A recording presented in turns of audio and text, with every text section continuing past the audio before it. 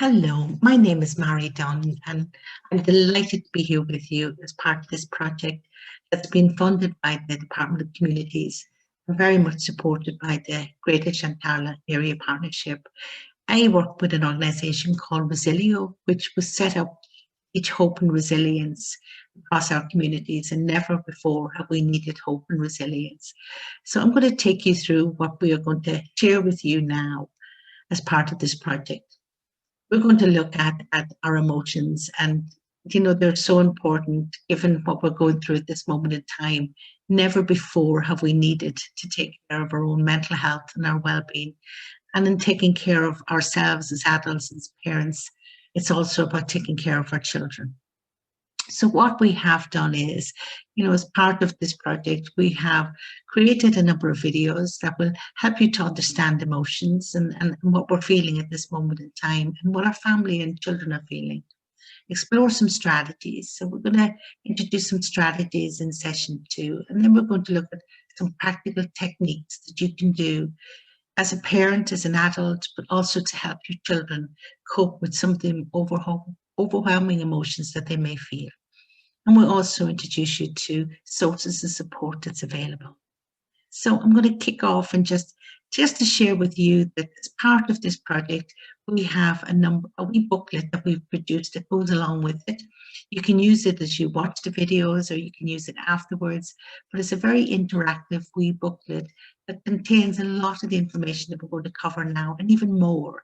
But wee exercises that you can do yourself and your family just to start conversations about emotions in the home, because they're so important that we're able to talk about how we feel, because it actually helps us to cope with these difficult times. And I'm going to start this journey now in this video, and this is the first session, is what is hope? And hope is the promise that anything is possible. And I know today it seems like hope is so far away, but we must hold on to it, because hope is what I often say is oxygen is to the body, hope is to the mind, and it's something we need to hold on to. Sometimes our emotions can get in the way of how we feel, and it can be very difficult to manage those emotions. Let's now take a look at some of the emotions that we're feeling. I want you just to think about for yourself, even just the last 24 hours or the last couple of hours even, just to notice, how have you been feeling? What emotions have come to the surface for you? What has it been like? What have you noticed different than maybe your normal emotions that you feel? What have you been experiencing? How did you express those emotions when you felt them? And when you do this, I want you just to look with compassion and care, because sometimes when we look back at how we've responded and how we've dealt with things, we often kind of feel angry or feel shame or feel guilt, because they're big emotions. But if we can turn that around and look at with care and compassion, it helps to soothe, because we are going through a difficult time. We're going through a very challenging time. So all our emotions can sometimes feel all over the place. I want you now to just think of your family and your children. Just if you were to think back in the last 24 hours, how have they experienced emotions? What have you noticed in your children? What have they been doing? And if you can imagine you were in a helicopter just hovering over it all, looking down on what's happening, what was going on? How did they express those emotions? And again, just to start to think about it. And again, always do it with care and compassion. I want to introduce you now just to 7 basic emotions. And these emotions that we all feel, but sometimes we don't name them and kind of understand what they're happening to us and why we're feeling them. So I want to just invite you to just take a look at each of those emotions, and particularly anger. And we'll look a little bit more at that in a moment. But anger, of a percentage of your day, how much have you felt anger? What did it feel like? And if you were to ask yourself, why were you angry? What was going on? What was the bigger picture? And again, happiness, fear, disgust, surprise, even love, and then sadness. If you were to look at the percentage of your day, how much of those emotions were you feeling? Sometimes we might be feeling 2 or 3 emotions at one time. But if I was to ask myself, why was I feeling like that? What did I notice? What was going on? It can help me then to manage and soothe those emotions. I also want you to think of your children and just take a look at the emotions there and just ask, what did you notice? What percentage of their day was spent maybe feeling angry? Remember, their worlds are upside down at the moment, and for children, they may not have learned the skills to manage those big, heavy emotions, particularly anger or fear. So they often come out in many different ways. And sometimes as a parent, we might feel frustrated because we're thinking, what can I do? So we'll be looking at some strategies to help soothe those emotions with your children and also to help you as well, because we all need a helping hand. Let's just take a look at understanding the emotions now. Let's take a look at anger first. It's a massive, big emotion, and I'm sure we've all experienced it and all felt it because anger kind of really takes over us and it can be overpowering. But anger is a noble feeling because when I'm angry, I'm expressing something, I'm concerned about something, I'm worried about something. But when we're angry, it kind of kicks us into that flight mood, that we want to respond or react to things very, very quickly. We don't think about it, we just want to react. It can be an expression of frustration, stress, anxiety, loss, and confusion. And if you look at our children's world today, these are all emotions that they're all feeling.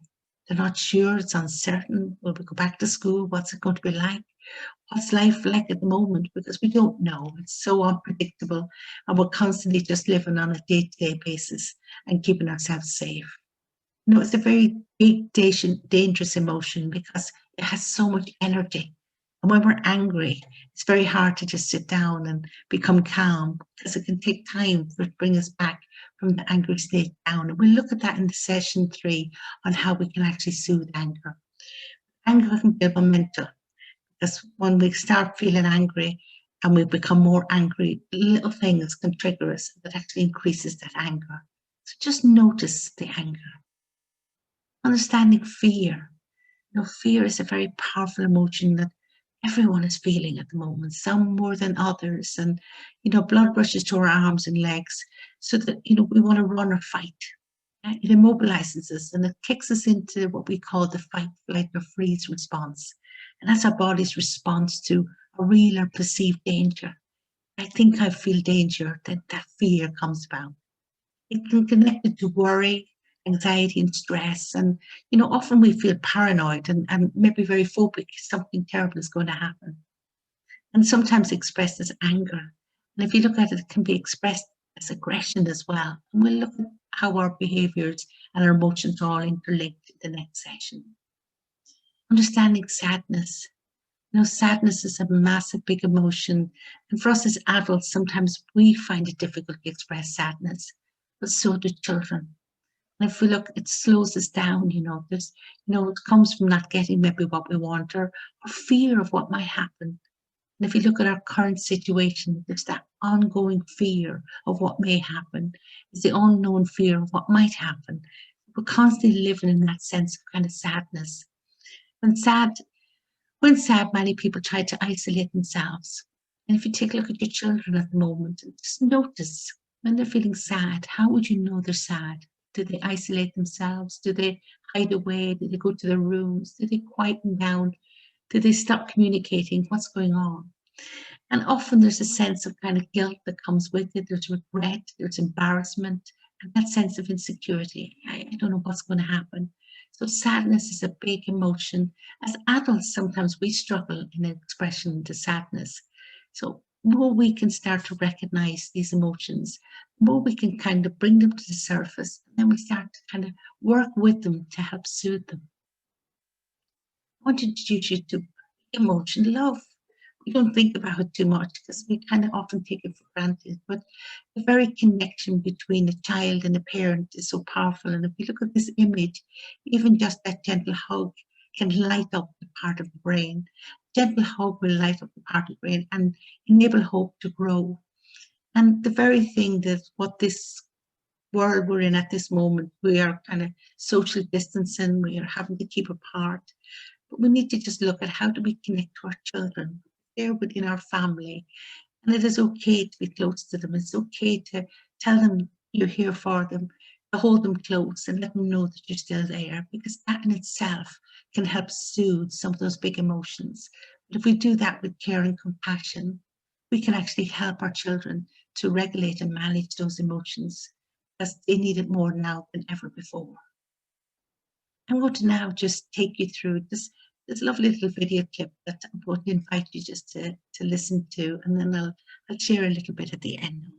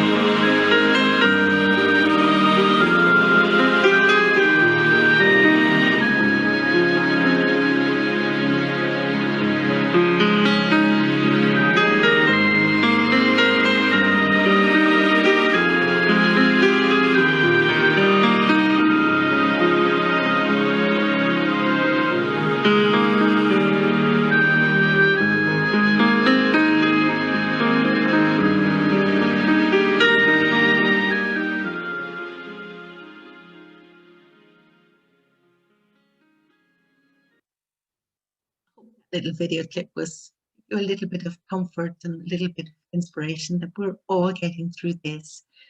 So just to sum up this session, I would like to invite you just for the next couple of days before you watch the next video clip, it's just to notice emotions and notice your own emotions and just become aware of them and do it with compassion and care. Just notice that emotions are there, there are a reason for them, and we just need to start naming them.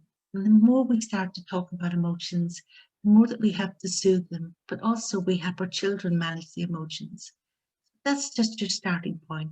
Use your little booklet as a way of communicating and getting the conversation, because there's lovely little activities that you can do to help you to actually open conversations about emotions with your children.